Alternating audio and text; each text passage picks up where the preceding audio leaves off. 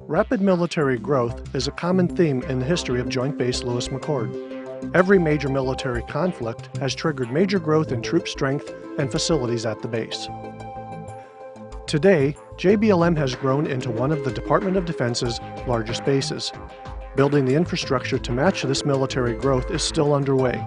It will take years to right-size JBLM to match the missions it now supports.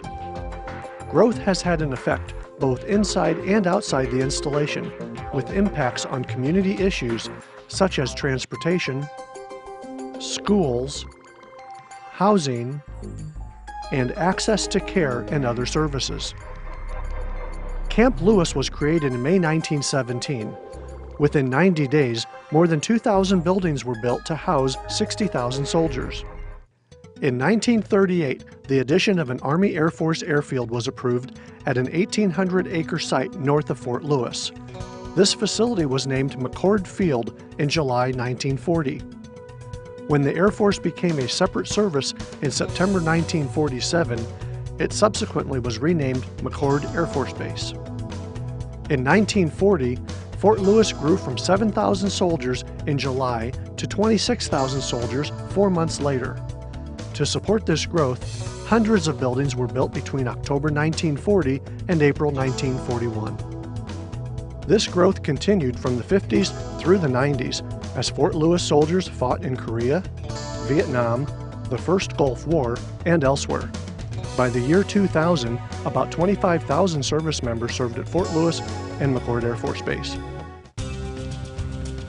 That's where matters stood until 2005, when the Army moved thousands of troops to Fort Lewis and the Base Realignment Closure Commission directed Fort Lewis and McChord Air Force Base merge into a single base by 2010. With so much military growth, JBLM needed more facilities. Today, long-term construction requirements are identified and will be completed in accordance with the JBLM Master Plan. Planners, designers, and contractors refer to it before doing construction, demolition, and facility restoration. The Master Plan creates a single vision that supports multi-service mission needs, plus the needs of JBLM service members, family members, the civilian workforce, and military retirees. The Master Plan acknowledges JBLM services are spread out over a large area. That's why it creates communities with walkable neighborhoods, identifiable town centers, and connecting streets. It shows how future residents will reach food, gas, shopping, medical facilities, and entertainment services by either walking, bicycling, or driving. Lewis North's town center exemplifies this approach.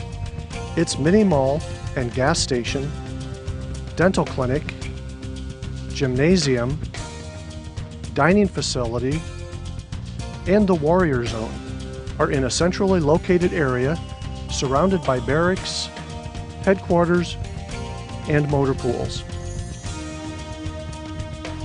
Base-wide, we've divided JBLM into 18 neighborhoods.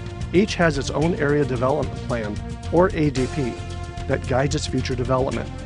These ADPs include the Lewis-McChord Link, a new road that will provide non-stop access between Lewis, Maine and McChord Field without passing through a security access point.